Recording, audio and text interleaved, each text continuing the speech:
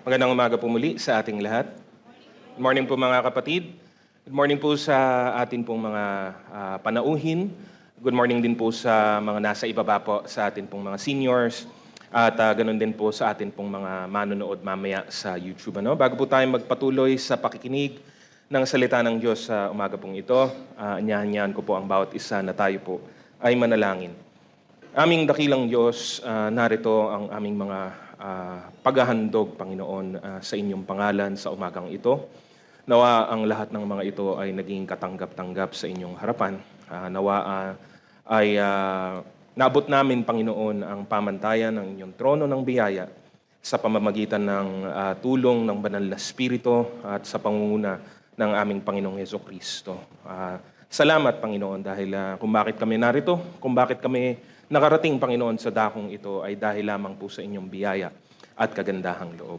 Kaya naman sa huling linggo ng taong ito, nais po namin kayo pa rin ang siyang maparangalan, kayo po, Panginoong Diyos, ang siyang mapapurihan, at kahit po, Panginoon, sa amin pong gawain ngayon, kahit sa aming pakikinig ng inyong mga salita, kayo pa rin, Panginoon, ang siyang mabigyan ng pinakamataas na kalwalatian sa aming mga buhay. Kaya ngayon pa lamang ay nagpapasalamat na kami sa inyong kaloob, sa inyong mga biyaya. At patuloy, Panginoong Diyos, na punuin nyo nga ang aming mga puso ng mga mabubuting bagay. Lalo na nga sa amin pong tema ngayong umagang ito, patungkol sa kapayapaan. Kayo ang siyang maghari sa aming mga buhay, sa aming mga puso, at nawa ang lahat ng aming gagawin hanggang mamaya, hanggang sa pagtatapos ng taong ito, ay tanging kaluguran lamang sa inyo.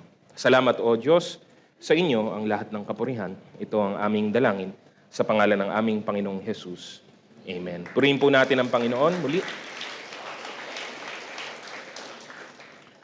Ngayon po ang huling linggo ng atin pong taon po ng 2025 at ang naisin ko po na ang bawat isa sa atin ay magkaroon po ng kakontentuhan sa ating sarili, sa ating mga puso, lalong-lalo na kasama ang presensya ng ating pong Panginoon hanggang sa pagpasok po ng susunod na taon. Ang nakaraang taong ito ay marahil naging maraming bagay sa ating lahat. May mga tagumpay, may mga kalungkutan, may mga pagkakataon ng kahinaan, mga kahirapan, mga pagsubok, mga sinagot na mga panalangin at iba't ibang uri at iba't ibang mga kaloob at biyaya galing po sa atin pong Panginoon. Pero ang mensahe po ng Diyos ay hindi naman po talaga nagbabago anuman po ang panahon o pagkakataon. Tayo man ay nasa kalagitnaan ng matinding kapighatian o tayo man ay napupuno ng kagalakan, tayo ay nasa kaluwagan ng buhay o nasa kahirapan, ang salita po ng Diyos ay hindi po nagbabago. Sino ka man, anuman ang iyong ginagawa, anuman ang iyong kalagayan, dapat ang bawat isa ay magkaroon ng tamang kaalaman at tamang karunungan ukol sa katotohanan. Ang pinakamahalaga, higit sa lahat sa ating buhay ay magkaroon ng tamang katayuan, tamang ugnayan sa atin pong Panginoon. Magkaroon man po ng mga kakaibang pangyayari at mga bagay po na magbabago ng ating buhay sa kinabukasan o sa hinaharap, ngunit hindi po magbabago ang kahalagahan po ng Ebanghelyo ni Kristo at ang importansya po nito. Ang biyaya ng Diyos na dumating sa pamamagitan ng ating Panginoong Hesukristo. Para po sa mga mananampalataya, wala pong katulad, wala pong kapantay ang dala-dala po nitong biyaya sa atin. Dumating man ang pagsubok, meron po tayong kapayapaan sa ating Panginoon. Amen po.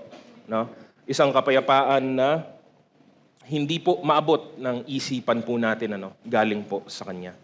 Kaya ang mensahe po natin sa pagtatapos ng taon ay maghatid nawa ng paalala sa bawat isa sa atin.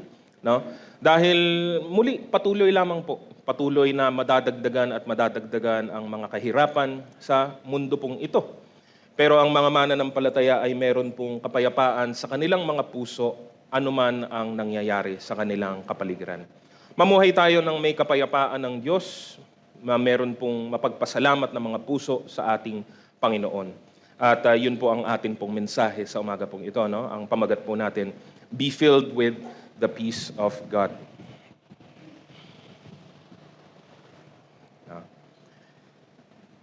Mga kapatid, mga panauhin, sa mundo, lagi pong may pangamba, ngunit sa Diyos meron po tayong kapayapaan. No?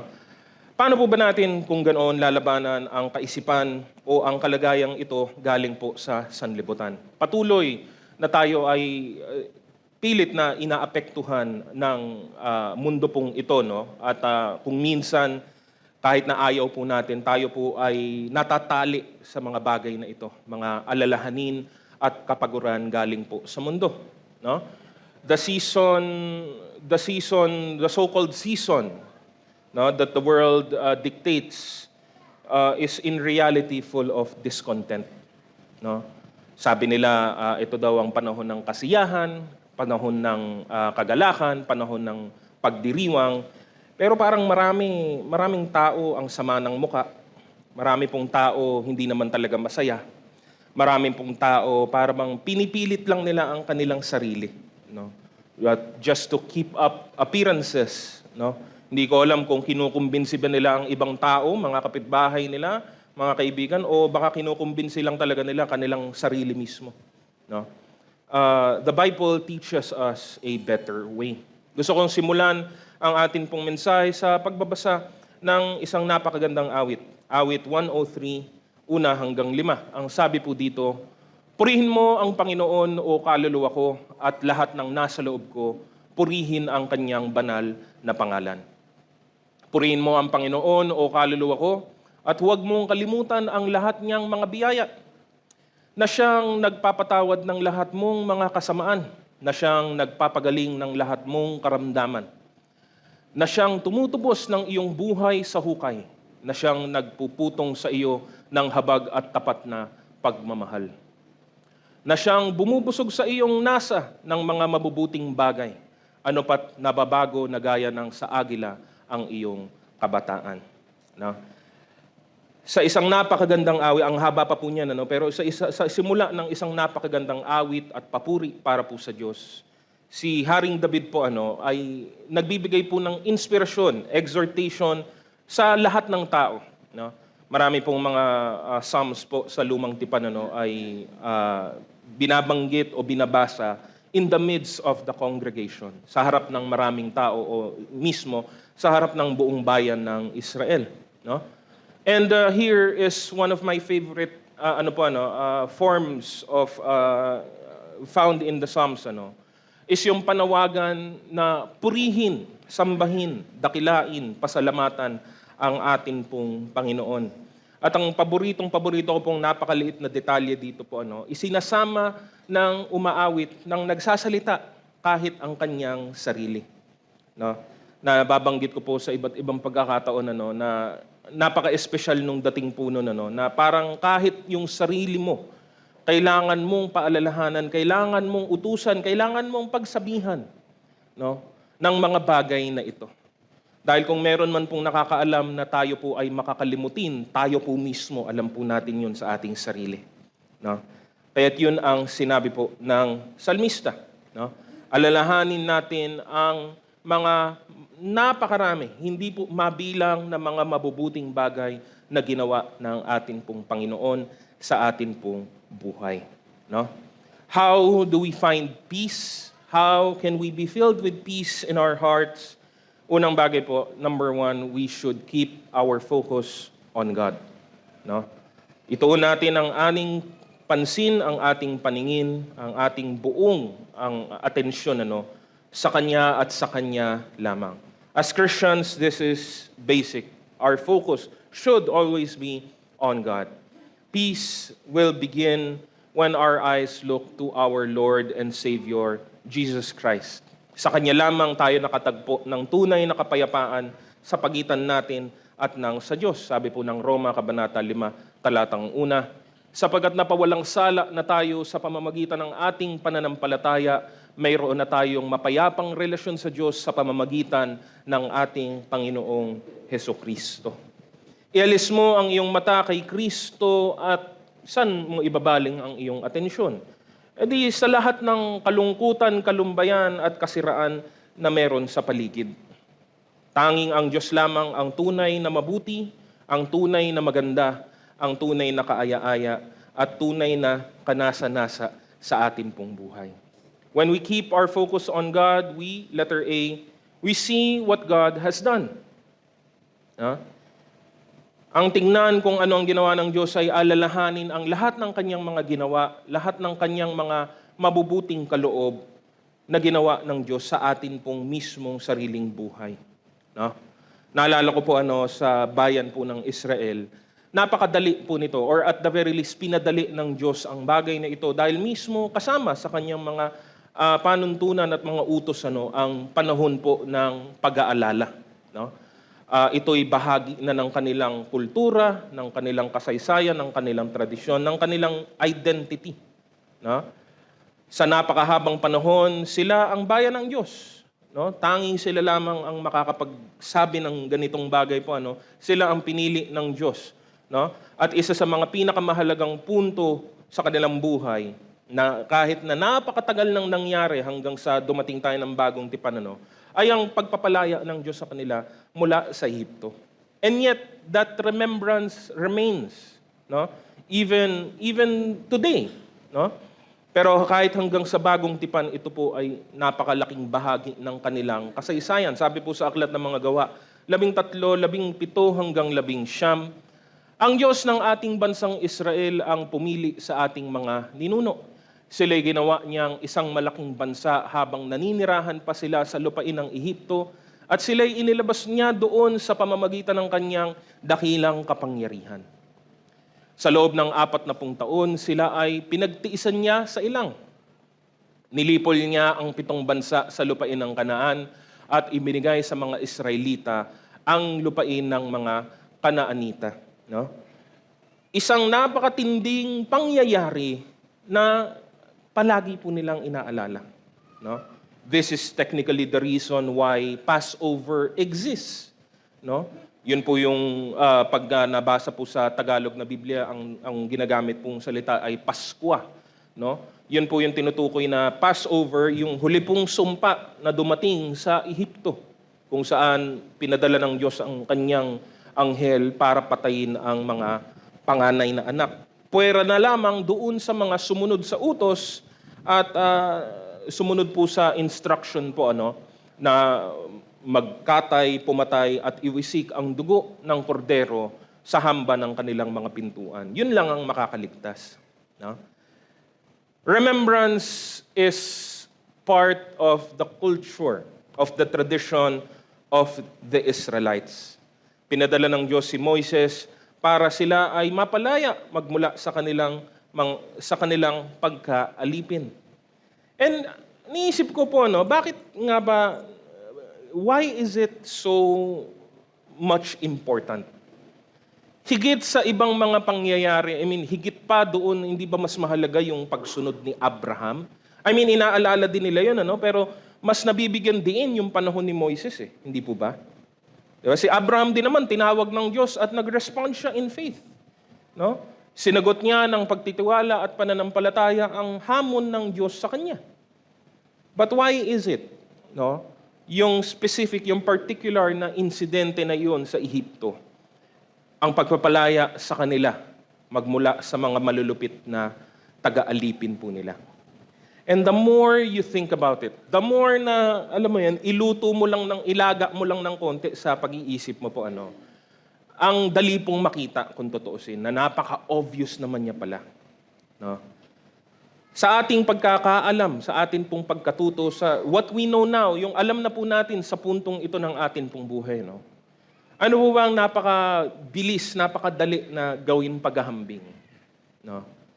Doon sa pangyayaring iyon.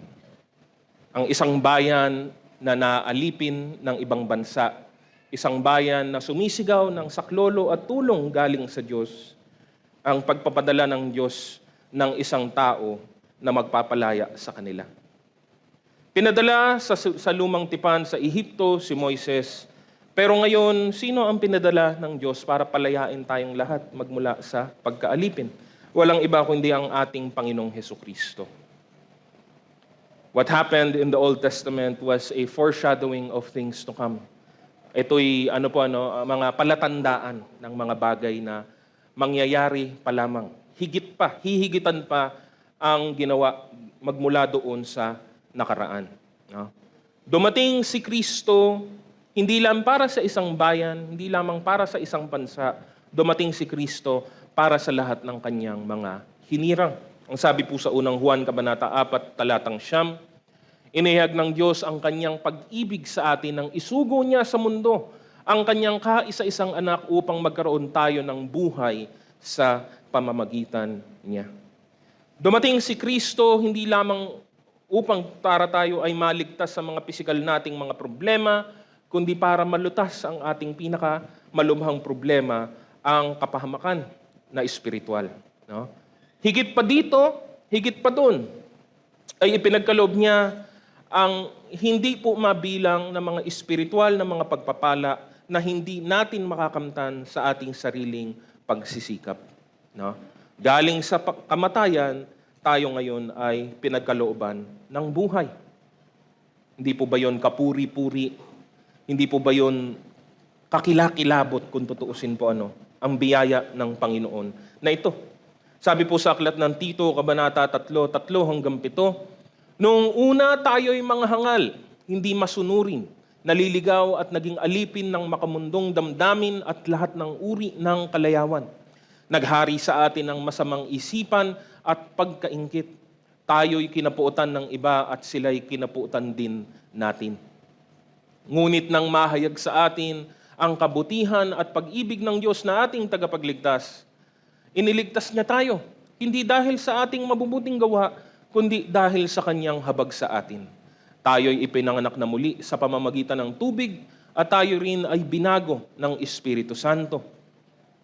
Masaganang ipinagkaloob ng Diyos sa atin ang Espiritu Santo sa pamamagitan ng ating tagapagligtas na si Jesucristo, upang tayo'y gawing matuwid sa pamamagitan ng kanyang kagandahang loob at tayo'y maging tagapagmana ayon sa ipinangakong buhay na walang hanggan. No? Itong ginawa na ito ng Diyos ay hindi po natin kayang bayaran. Hindi po natin kayang tapatan. Hindi po natin kayang suklian. Hindi po natin kayang ibalik. Ano mang ginagawa po natin, ano mang mga gawain natin, paglilingkod po natin, hindi nito kayang palitan ito. Never, never in a million, in a billion, in a trillion years could you pay back God for what He has done. No? And that's reality. Yun po ang katotohanan. No? Lahat ng lumapit sa Kanya sa pananampalataya ay tumanggap ng ganitong kaloob at biyaya. Ito ang dapat natin laging alalahanin. Hindi naman talaga sa nakakalimutan natin, siguro hindi ko alam kung baka wala naman talagang pinagkaiba yung salita, pero para bang nakakaligtaan lang natin. Alam naman talaga natin to, hindi mo makakalimutan to, totoo lang. Pero kapag ka ikaw ay binabagabag ng ibang mga problema, kapag ka ikaw ay nadidistract sa maraming mga kabisihan sa mundo, hindi mo siya nakakalimutan pero para bang natatabunan ito ng ibang bagay. Natatabunan ito ng mga bagay na hindi naman ganun kahalaga, natatabunan ng mga bagay na kung tutuusin ay pansamantala lamang. Now, we cannot look back, we cannot look at God and not see, not remember what He has done for us. The salvation we have received, the blessings we have incurred. No? Higit pa nga po doon sa kaligtasang ito ay yung napakarami. At ito po yung mga benepisyo na hindi po natin talaga mabibilang. Pwede mo subukan, magandang subukan mo, magandang ugaliin mo na itala o bilangin ang mga biyaya ng Diyos. Pero ewan ko, mauubusan ka po ng tinta. Mauubusan ka po ng papel dahil hindi mo talaga yan maililista sa lahat. No? At maililista mo lang ay yung mga bagay na nangyari sa buhay mo na may awareness ka. Yung alam mo na mulat ka na ay nangyari sa akin ito. Pero paano yung mga dami-rami ng mga bagay na nangyari sa iyo? Nangyari sa iyo o hindi nangyari sa iyo nang wala kang kaidi-ideya? Na kumilos na pala ang Diyos, na binayayaan ka na pala ng Diyos, na iningatan ka na pala ng Diyos, na pinagpala ka na pala ng Diyos. Kaya siya hindi mabilang. Literal, hindi mo po kayang bilangin kasi yung mga bagay na wala ka namang kamulat-mulat na ganap na pala. No? All of His benefits towards us. See what God has done. See what God has done in your life. No? Pag inilista mo, ano nangyari nung 2025? No? Marami kang maililista. But more than just what happened this year, ilista mo, ano ang ginawa ng Diyos. And again, you cannot look back, you cannot list down these things without looking at your salvation. Hindi mo po yun maiiwasan eh. Doon at doon tayo uuwi, doon at doon po tayo babalik sa katotohanan ng kaligtasan ng ating Panginoon. Karugtong po nito, letter B, keep our focus on God. We should take hold of what God has promised. No? Yung letter A, lahat lang ng nangyari na. Tapos na, naganap na. Letter B, ano pa ang mga ating inaasahan? Ano ang mga pangakong ating pinangahawakan? Mga pangako na hindi po sa tao nang galing, hindi po sa pamahalaan, hindi po sa kung sino o kung saan, mga pangako na galing po sa atin pong Panginoon. No? Sinasabi ng kanyang salita na walang kinaliligtaan na pangako ang atin pong Diyos. This is God's very nature of being truth. No? Hindi siya nagsisinungaling, hindi po siya nagpapanggap, at mas lalong hindi siya nandaraya ni naman. Ang may sinabi siya, gagawin niya. No? At hindi niya ito kinakalimutan. Ang sabi po sa Aklat ng Bilang 23, verse 19, ang Diyos ay hindi tao na magsisinungaling o magbabago ng kanyang isip. Nagsasabi ba siya ng hindi niya ginagawa? Nangangako ba siya ng hindi niya tinutupad? No? Wala tayong kailangan alalahanin sa pagtupad ng Diyos sa kanyang mga pangako para sa atin. Ito ay kitang-kita sa buong kasulatan, buong kasaysayan po ng mundo. No? God is always in truth. No? Pag may sinabi siya, kanya itong gagawin at atin itong mapagkakatiwalaan. Sabi naman po sa Hebreo, Kabanata 10:23, magpakatatag tayo sa ating pag-asa at huwag nang mag-alinlangan pa sapagkat ang nangako sa atin ay maaasahan.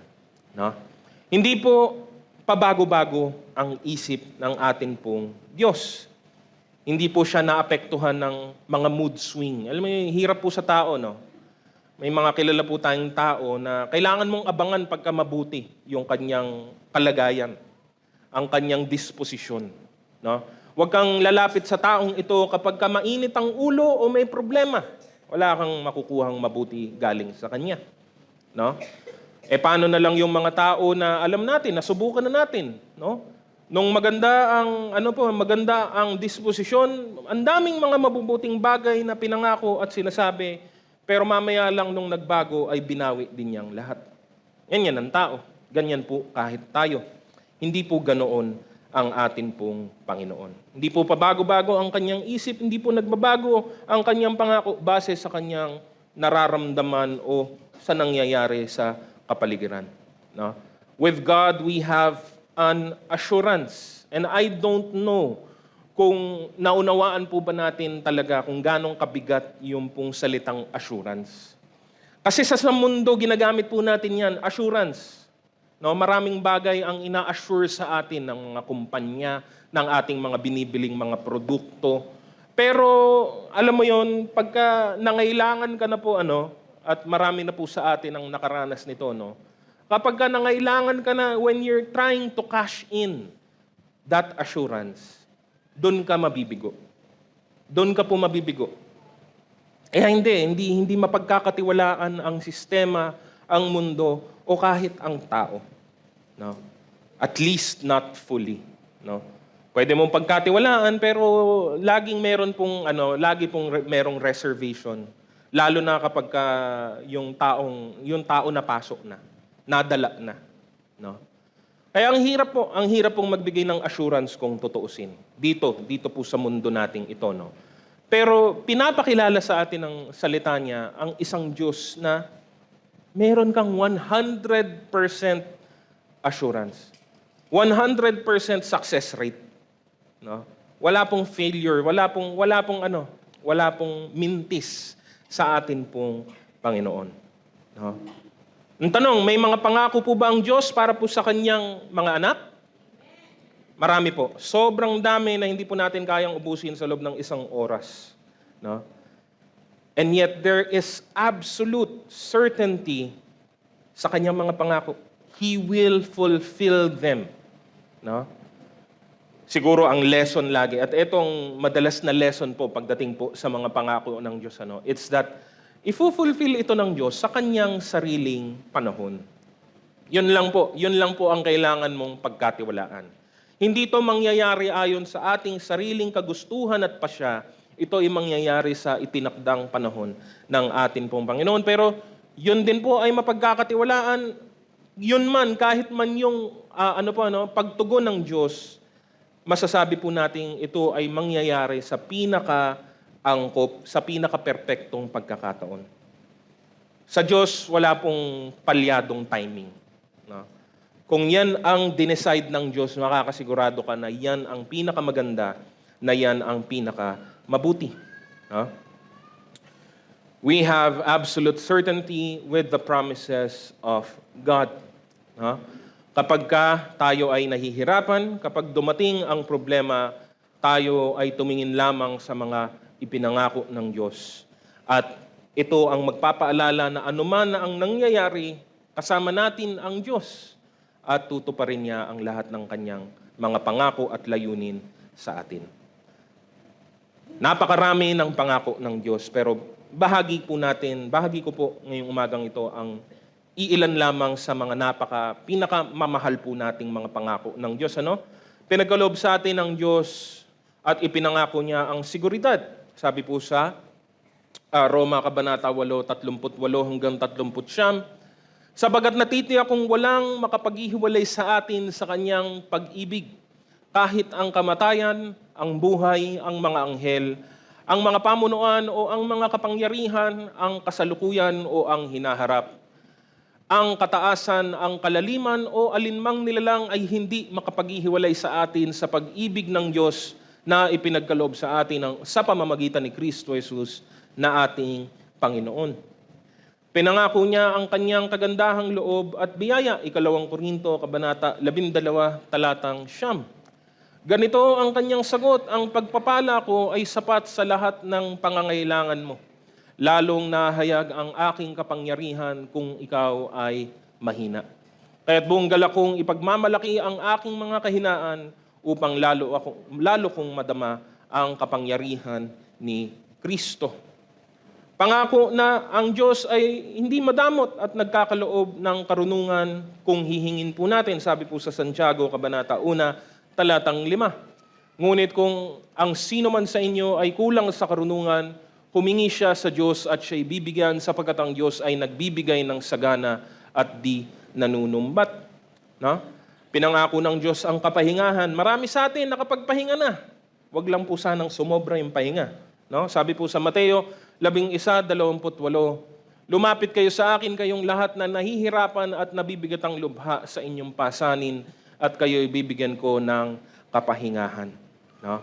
Ang kapatawaran, sabi po sa unang Juan Kabanata 1, talatang 9, subalit kung ipinapahayag natin sa Diyos ang ating mga kasalanan, maaasahan nating patatawarin tayo ng Diyos sa mga ito at lilinisin tayo sa lahat ng ating kasalanan sapagkat siya'y tapat at matuwid. Napakarami pa po. Iilan lang po ito sa mga kilalang-kilala po natin. Lahat ng mga pangakong ito ay para sa lahat ng kanyang mga anak. Lahat ng kumikilala sa Diyos, lahat tayong sumasampalataya sa Kanya. No? Sa sino man na sumampalataya kay Kristo, wala po sino man sa kanila ang mapapahiya. Sabi po sa Roma, Kabanata 10, talatang 11, sinabi nga ng kasulatan, walang sino mang sumasampalataya sa Kanya ang mapapahiya.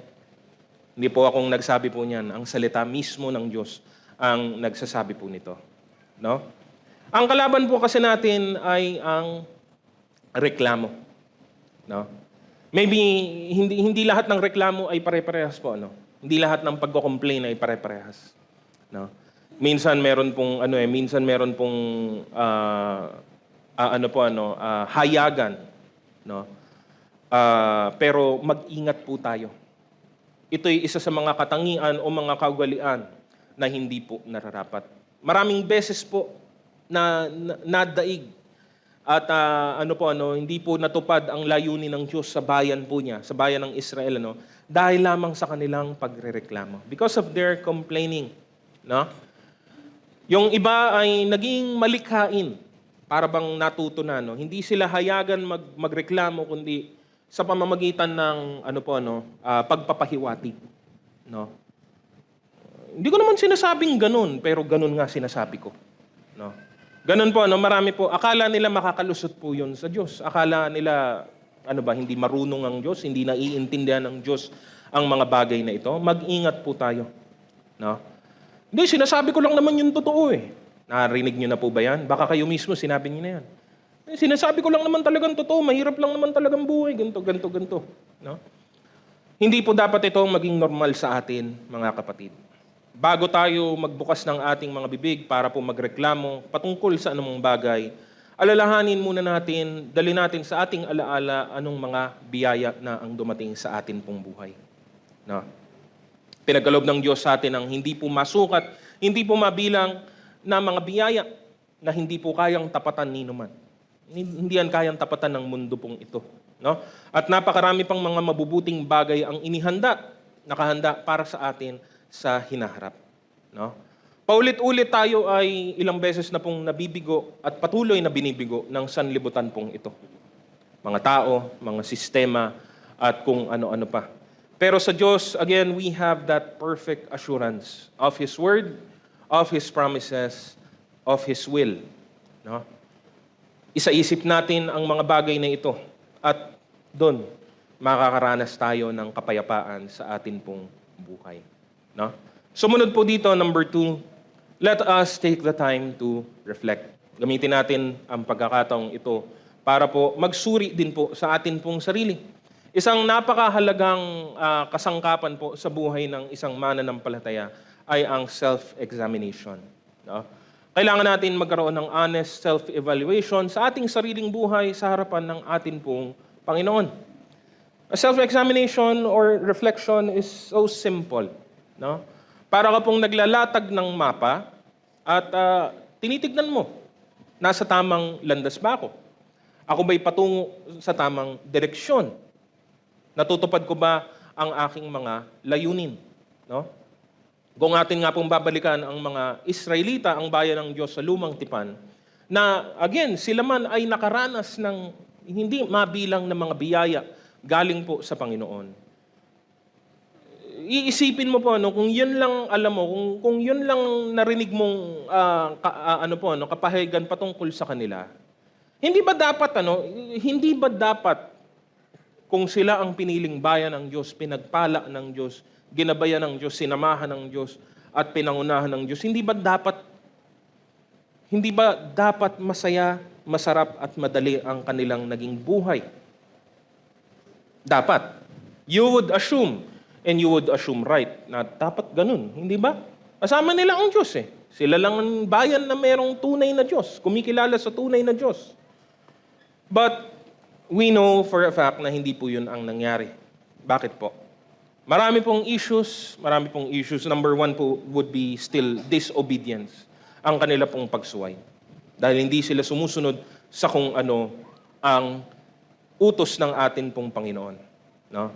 In many times and in many places, they have become complacent, they have become forgetful, they have become prideful against God. Isang talata po, sabi sa Aklat ng Hosea, Kabanata 7, talatang 10, ang kapaluluan ng Israel ang magpapahamak sa kanila. Gayunman, ayaw nilang manumbalik kay Yahweh na kanilang Diyos, ayaw nilang hanapin ang kanilang Diyos. Sa maraming pagkakataon, kahit hindi naman yan sa mga huling mga panahon lamang po nangyari. Kahit panahon pa lang po ni Moses, panahon pa lang po ng conquest of Canaan, panahon ng mga hari, panahon ng mga propeta, panahon ni Isaiah, panahon ni Jeremiah. No?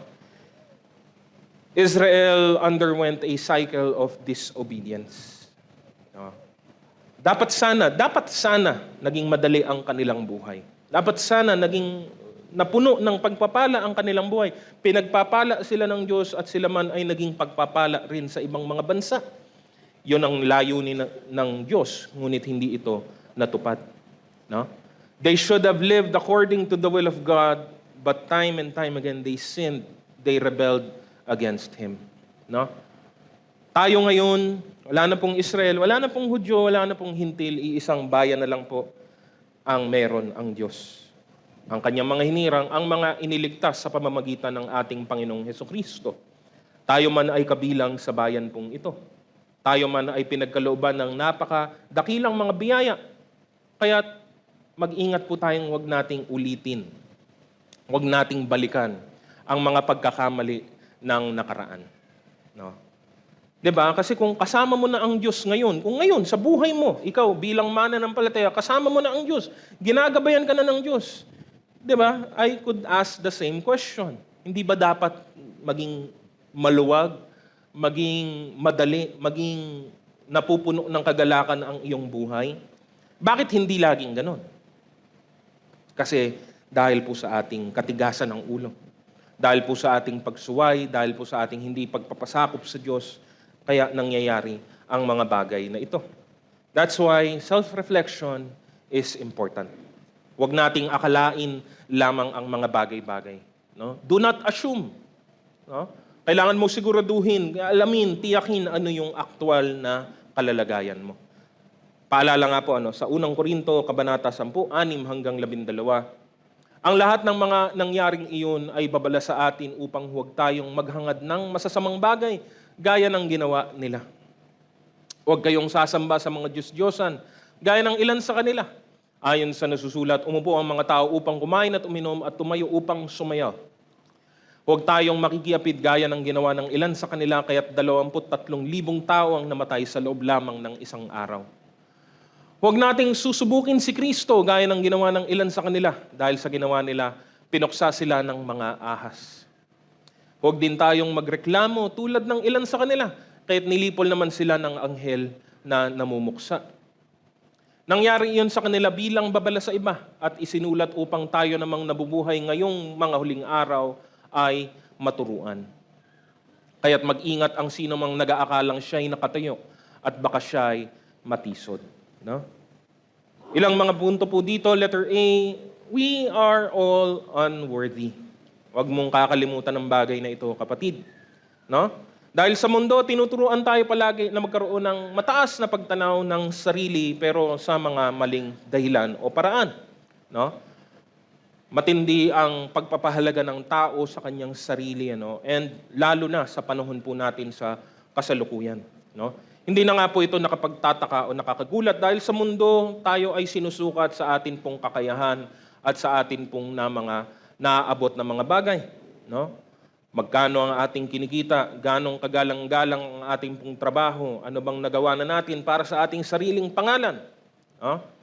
To be successful in the world is to be better than others and to have the willingness to do anything to reach your goal, whether good or evil. No? Abutin mo, no? Gawin mo ang lahat para makamtan mo ang gusto mo. No? However, the Bible measures us differently. Iba po ang panukat na ginagamit sa atin ng Diyos. Our worth comes from the God who made us. No? Ang halaga natin ay galing sa Kanya na lumikha po sa atin. Tinawag niyang mabuti ang lahat ng Kanyang mga nilikha. Nilikha niya ang tao magmula mismo sa Kanyang sariling wangis. No? The Bible tells us we are fearfully and wonderfully made. No? So yun yung nakapagtataka, kahit sa ganung anggulo, darating tayo sa puntong ito. Bakit natin tatawagin ang ating mga sarili na hindi karapat-dapat? Why would we call ourselves unworthy? We are unworthy in the sight of God because of our sin. Dahil sa atin pong mga kasalanan. No? Ang hatol ng Diyos ay matuwid. No? At karapat-dapat tayong pahirapan bilang kabayaran ng ating mga kasalanan. Ang maparusahan sa impyerno dahil sa ating pagsuway. Hindi tayo karapat-dapat dahil wala naman tayong ginawang kahit ano. Wala tayong magagawa at pwedeng gawin para akuin, para po madama ang pag-ibig ng Diyos at ang Kanyang biyaya sa atin. The question, what have you done to deserve the love of God? Nothing. You have done nothing, you can do nothing, you are unable to do anything for you to deserve the love of God. Pero sa kabila nito, sa kabila ng atin pong pagiging hindi karapat-dapat, minahal pa rin po tayo ng Panginoon. No? Undeserving, unworthy, but still loved. At yung pag-ibig na yon, ang siyang nagdala ng kanyang bugtong na anak sa krus, alang-alang sa atin. Romans 5 verse 8, ngunit ipinadama ng Diyos ang kanyang pag-ibig sa atin nang mamatay si Kristo para sa atin noong tayo'y makasalanan pa. Unworthy, undeserving. Yan ang tunay nating kalalagayan. No? At the very least, alalahanin po natin ang atin pong tunay na katayuan sa harapan ng Diyos. Kay Kristo, nasa atin ang lahat ng biyaya. Kay Kristo. But on your own, by yourself, your own works, your own ambitions, your own plans, wala pong halaga ang mga bagay na ito. No? Napakalaking halaga dahil napakalaking halaga natin dahil sa napakalaking halaga na ibinayad bilang pantubos sa atin. Efeso Kabanata 1, talatang 7. Tinubos tayo ni Kristo sa pamamagitan ng kanyang dugo at sa gayon ay pinatawad ng ating mga kasalanan. Ganon kadakila ang kanyang kagandahang loob. No? Unworthiness is a good baseline. No? Hindi tayo namumuhay na para bang wala talaga tayong halaga. Pinahalagahan nga tayo ng Diyos eh. Pero pinahalagahan tayo ng Diyos sa kanyang sariling malayang pagpili. No? Because of His grace, because of His mercy, not because of anything that is in us. Kaya nga nandun yung paalala, hindi ko na po sinulat yung sa Ephesians 2 verse 8, di ba? Wala naman po tayong maipagmamalaki. What we do now as saved people, as saints, as children of God, ito man hindi po natin pwedeng ipagmalaki sa Diyos. Hindi po natin pwedeng sabihin na, ginawa ko to Lord, dapat merong bayad to, dapat may kapalit to.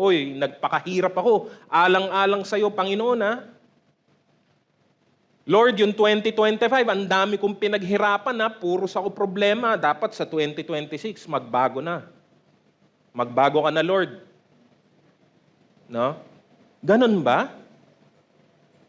And yet maybe, again, sabi ko nga po kanina, maybe we don't say it out loud. Baka naman hindi nga natin hindi sinasabi ng ating mga labi ang mga salitang ito, pero baka naman ganun din ang atin pong nararamdaman. O ganun ang pinapahiwatig ng ating kilos at mga gawa. Kung bakit tayo matamlay sa paglilingkod, kung bakit tayo matamlay sa ating mga awitan, kung bakit tayo parang nabibigatan sa pagbibigay. Doon yun nakikita na hindi po nakukuha ang Diyos sa lip service. Hindi po. Hindi po ba? Alalahanin mo. Self-examination will ultimately lead down this path. Ultimo, ano ng mga nagawa ko, anong mga na-accomplish ko, anong mga paglilingkod na binigay ko, babalik ka sa punto na, teka, hindi naman ako deserving ng anumang mabuting bagay. Anong meron ako, biyaya ng Diyos yun eh. No? Ano ba ako? Sino ba ako? Ano bang may pagmamalaki ko? Kahit yung ginagawa ko ngayon sa ilalim ng biyaya ng Diyos, galing pa rin naman sa Kanya. So there's nothing. No? Kaya yun po, self-examination, napakahalaga.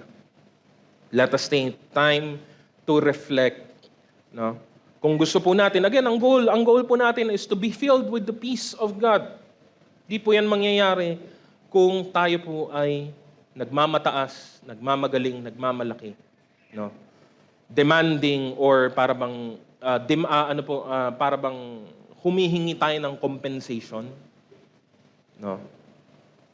Ang dami kong ginawa, ang dami kong pagtitiis, so dapat palitan ito ng Diyos. Hindi po. No? Kaya nga, karugtong din po nito, letter B, let us live in the truth. Mamuhay ka ng nasa katotohanan, kapatid. No, yun lang naman yung dulo po nito. No? Mamuhay ka ng makatotohanan. No? Mamuhay ka sa realidad. Huwag kang mamuhay sa pantasya. Huwag kang mamuhay sa mga haka-haka ng atin pong kalooban at kaisipan. Dahil pag naunawaan po natin ang ating tunay na kalagayan, no?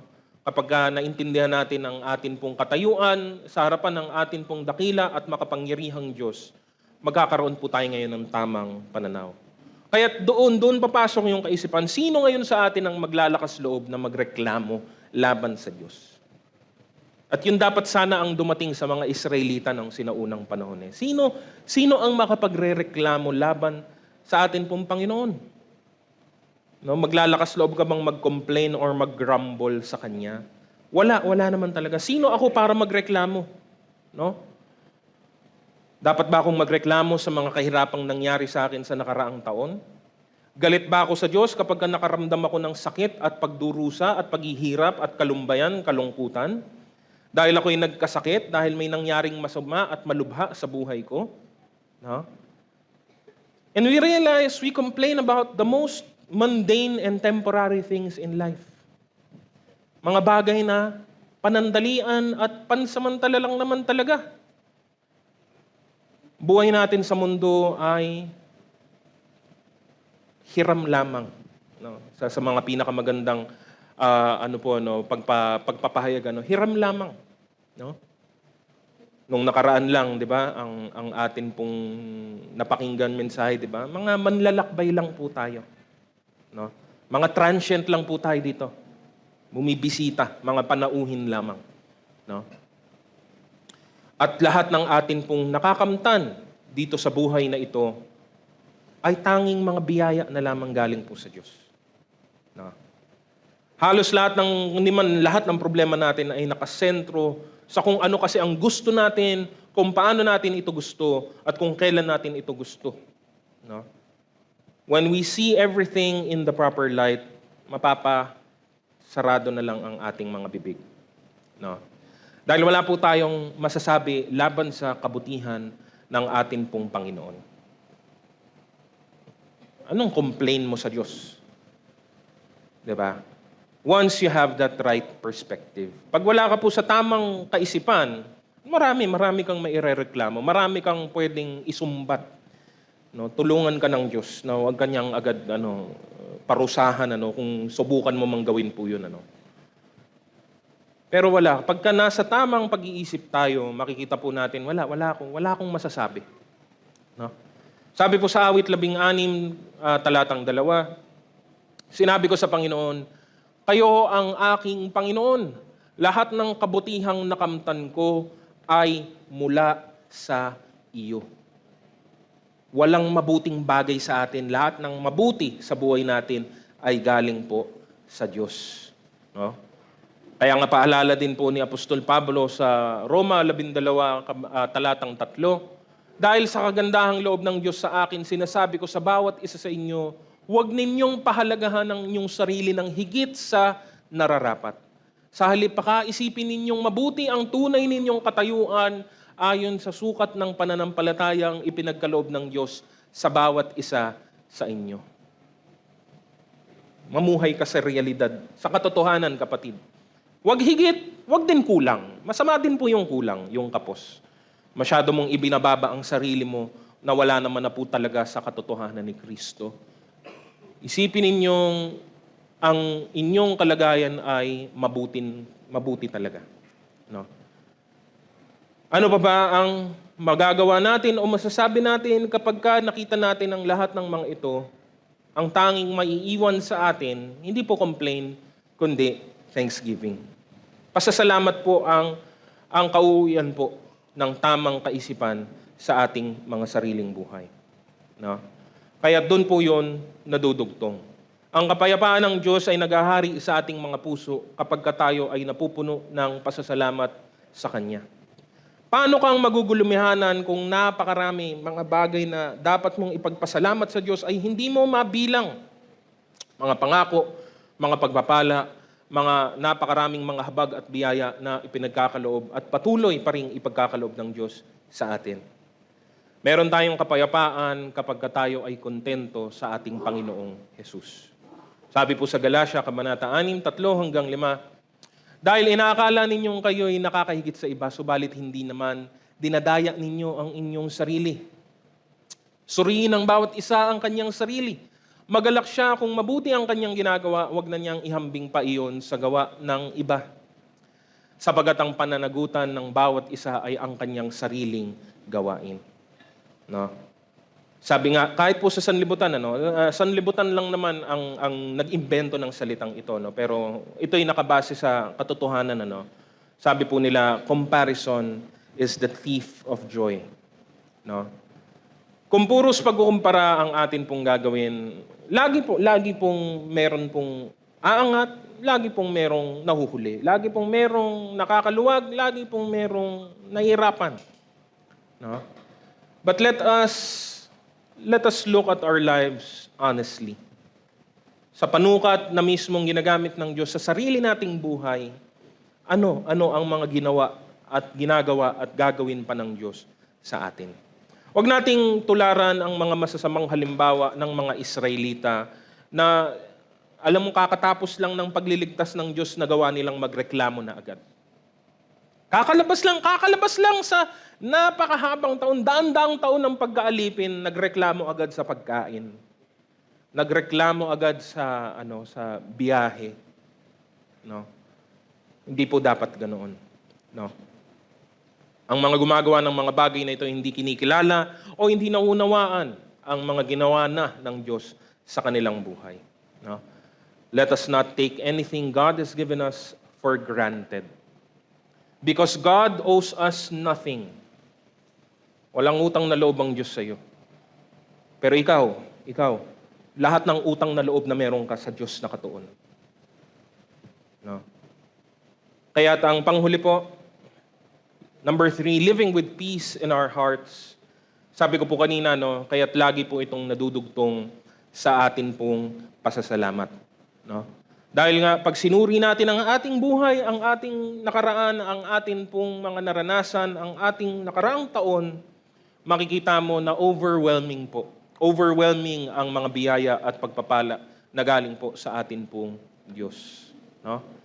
Hindi man tayo lahat mayaman, pero inaalagaan tayo ng Panginoon. Hindi tayo pinapabayaan ng Diyos.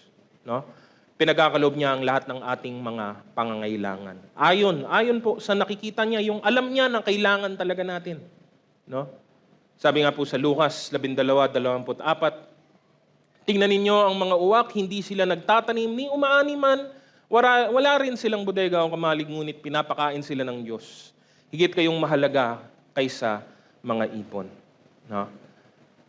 Nalaman din natin o nakikita po natin ang mga espiritual na mga biyaya na pinagkakaloob sa atin ng atin pong Panginoon. Huminto ka na ba? No? At iniisip mo na ba kung anong mga dapat mong ipagpasalamat sa Diyos sa nakaraang panahon? Nakakasigurado po ako sa sino mang nagsusuri ng maayos ng kanyang sariling buhay. Wala po, ni isa man po sa atin ang tatayo at magsasabi, ako po, pastor, wala po akong maipagpapasalamat. Sa buong 2025, wala pong mabuting nangyari sa akin, wala pong binigay na biyaya ang Diyos sa akin, wala pong pagpapala akong natanggap galing sa Kanya. Wala pong makapagsasabi sino man sa atin ang ganon. Meron at meron po tayong tinanggap galing po sa Kanya. Meron at meron po tayong dapat ipagpasalamat sa atin pong Panginoon. Tayo ay lubos na pinagpala, no? At sabi ko nga kanina, yun lang nalilista natin ay yung mga nakikita natin. Gaanong karami pa, mga kapatid, ang mga bagay na hindi mo na alam na nangyari sa buhay mo. Wala kang idea na iningatan ka ng Panginoon. No? Wala kang kamuang-muang na kumilos na pala ang Diyos. No? Kung minsan ang Kristiyano may sakit pa rin po, nagagamit pa rin po natin yung kaisipan ng sanlibutan. Kung minsan lumalabas pa rin po sa ating bibig o kahit po sa ating kaisipan, minsan akala mo naniniwala pa rin tayo sa tsamba, sa swerte o malas. Wala pong ganon. Hindi po yun totoo. Wala pong kapangyarihan o puwersa ang swerte o malas, imbento lang po yan ng tao. Haka-haka lang po yan. Pero minsan kahit tayo nadadala tayo kasi yun yung ginagawa ng sanlibutan eh. Na parang pag may nangyaring mabuti, parang ay swerte, ay tsamba. No? Na parang pag nakaiwas tayo sa kapahamakan, ay, di ba? Swerte naman. No? Wala pong ganon. Hindi po yun totoo. No? Bawat araw, bawat oras, bawat segundo ng ating pong buhay, kung ikaw ay mananampalataya, kasama mo ang Diyos. Wala pong aksidente sa buhay mo. Wala po. No? Nakikita natin lalo pa yung mga basic na mga needs natin. No? Basic needs, sabi natin, food, clothing, and shelter. No? Pagkain, damit, at tirahan. Pero totoo lang, humaba na po ng humaba yung listahan na yan sa makabagong panahon po natin. Sabihin na lang natin, anything physical.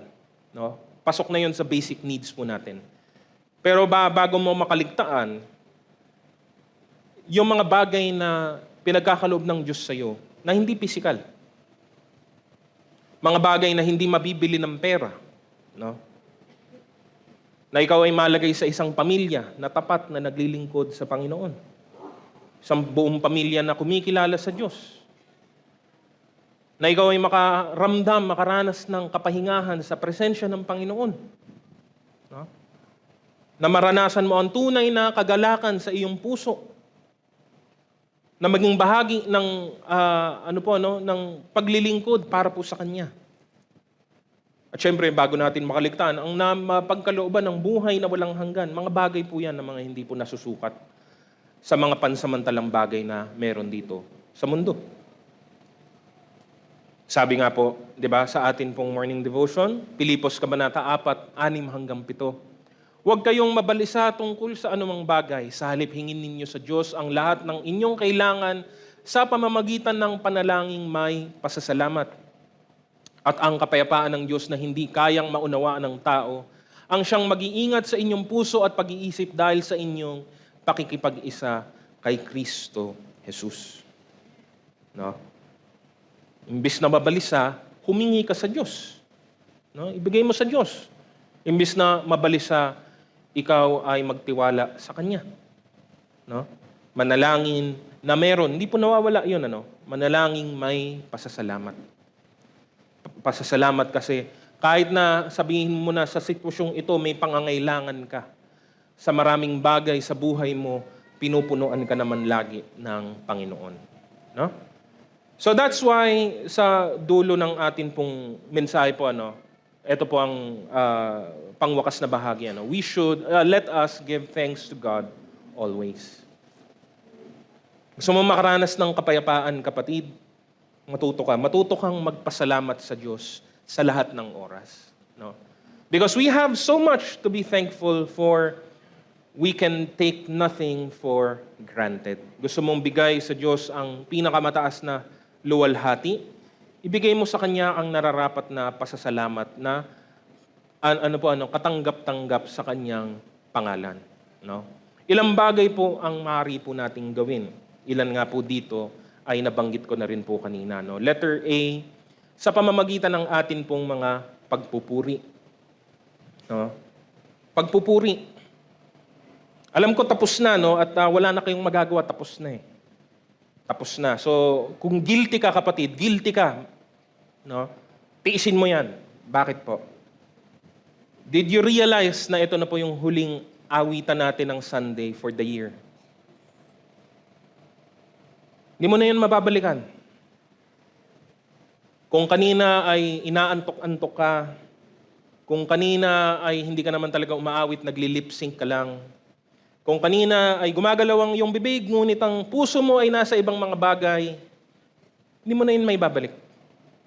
Hindi mo na yun mababalikan. Katunayan, hindi mo naman talaga mababalikan ang bawat linggong nakalipas na.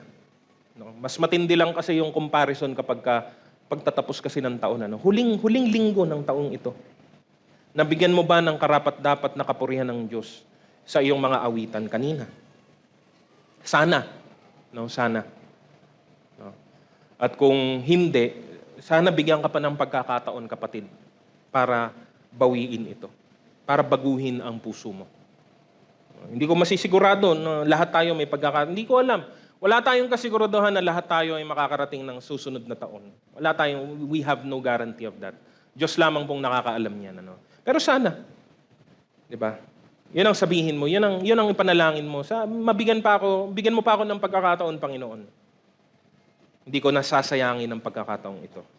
No?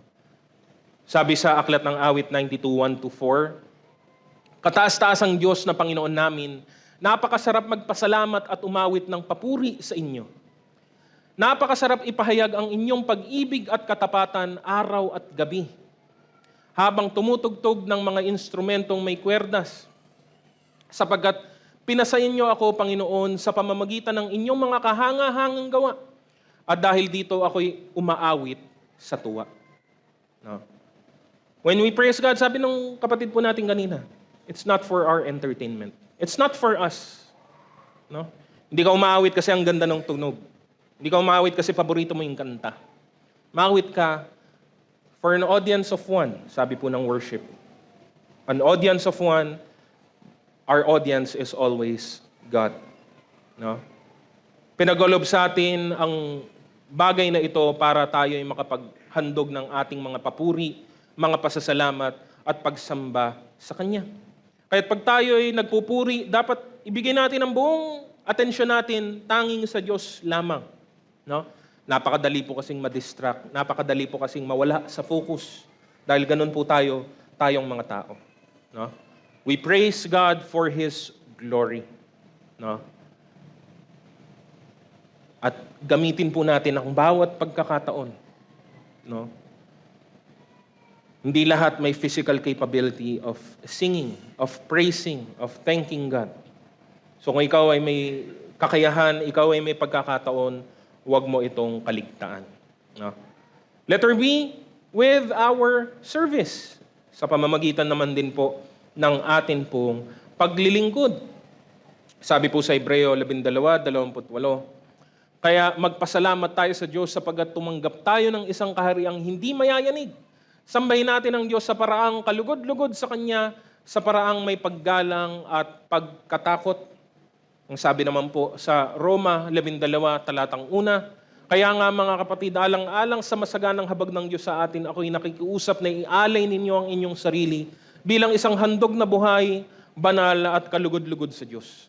Ito ang karapat-dapat na pagsamba ninyo sa Diyos. No?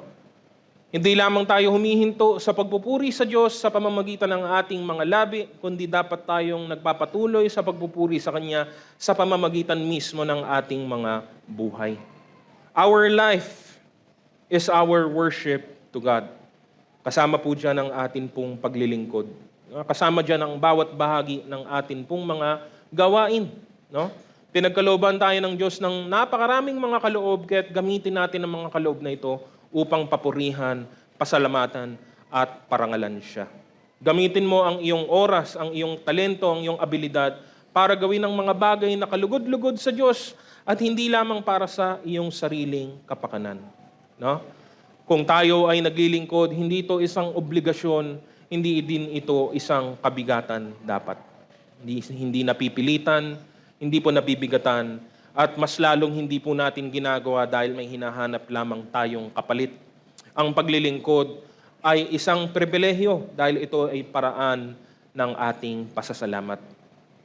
Service is always motivated by love, by thanksgiving to the many graces of God. You don't serve because you want to get something.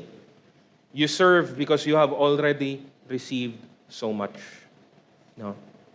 At hindi po magsasawang hikayatin ang bawat isa ng maglingkod ng tapat sa Diyos. No? Walang kailangan probahan ng Diyos sa inyo, ng kanino man sa atin. Tayong kailangan magpahiwatig ng ating pasasalamat at papuri sa Kanya. No? Yun po ang letter B. Letter C, with our giving. Sa pamamagitan po ng ating pagbibigay. Sabi po sa 2 Korinto, Kabanata 6:6-7, Tandaan ninyo ito, ang nagtatanim ng kakaunti ay aani ng kakaunti at ang nagtatanim naman ng marami ay aani ng marami. Ang bawat isa ay dapat magbigay ayon sa sariling pasya, maluwag sa loob at di napipilitan lamang sapagkat iniibig ng Diyos ang kusang nagbibigay ng may kagalakan. No? Tinuturo ng salita ng Diyos, ang antas ng atin pong pagbibigay ay nagpapahiwatig lang ng antas ng atin pong pasasalamat.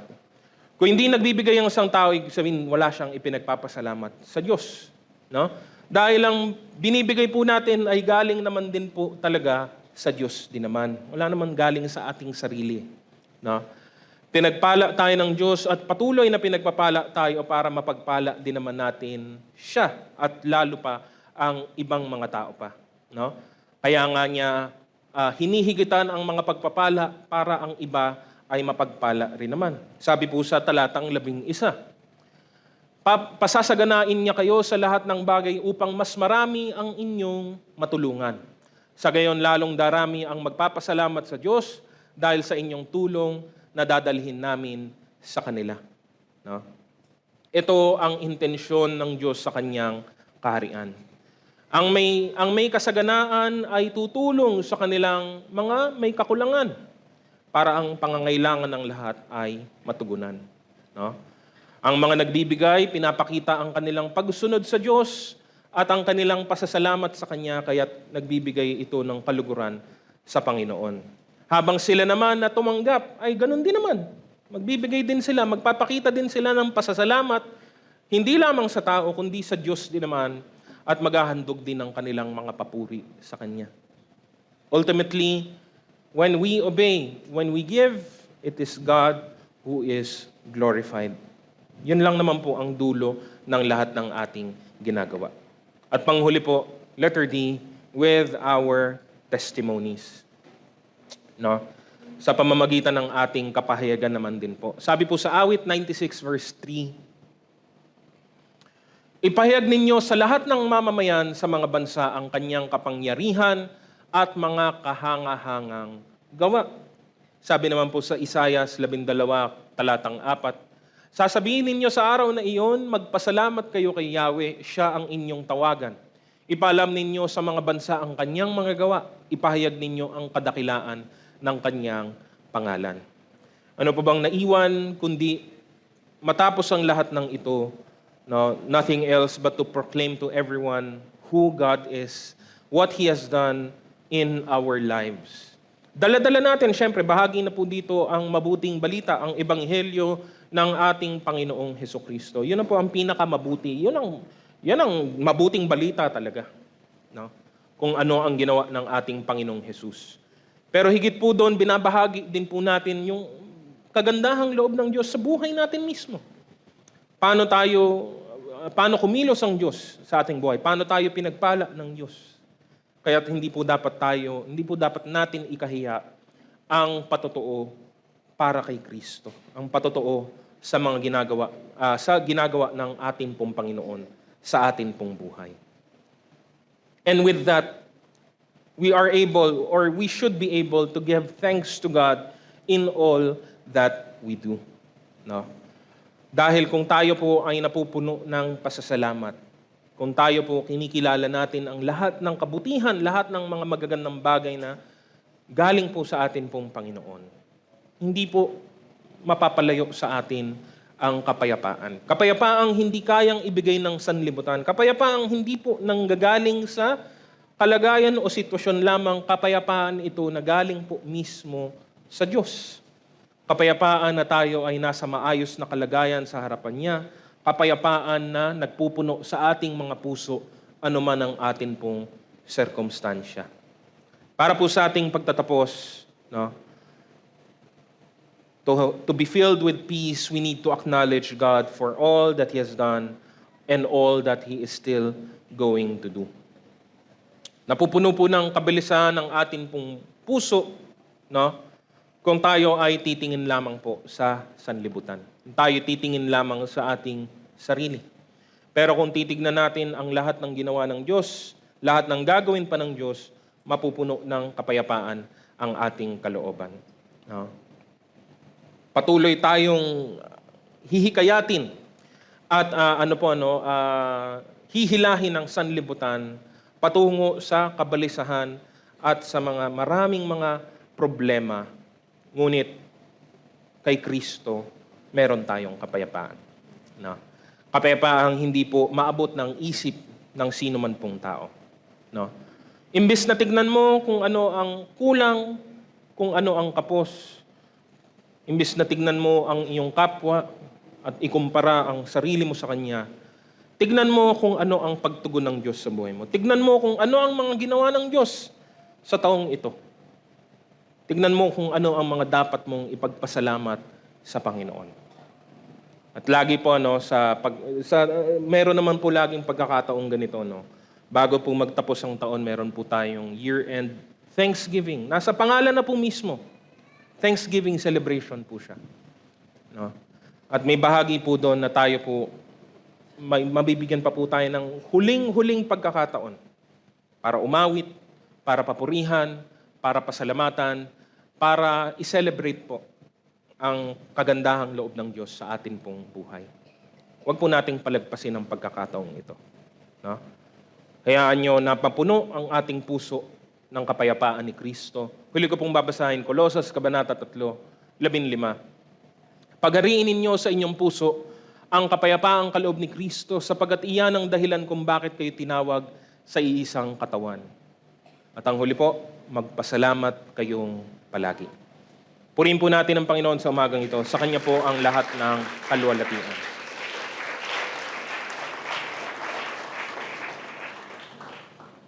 Sa ating pong pagtatapos, inaanyahan ko na po ang bawat isa na tumayo at tayo po ay manalangin.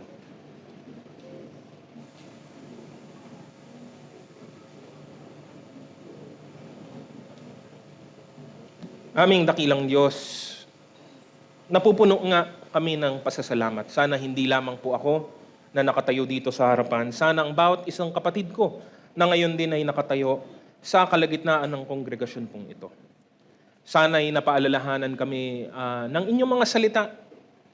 Sa nakaraang taon, maraming nangyari. Maraming mga mabubuting bagay. Marami ding mga hindi mabubuting bagay. Subalit sa kabila ng lahat ng ito, kayo ay nariyan, Panginoon. Kayo ang siyang gumabay, nag-iingat, at sumama sa amin sa buong taong 2025. Salamat, O Diyos, dahil hindi kayo nagkukulang. Salamat at lagi kayong tapat. Tapat kayo sa inyong pangako. Tapat kayo sa lahat ng inyong mga sinabi. Tapat kayo sa aming mga buhay, Panginoon. Hindi kayo nagkukulang kahit kailan.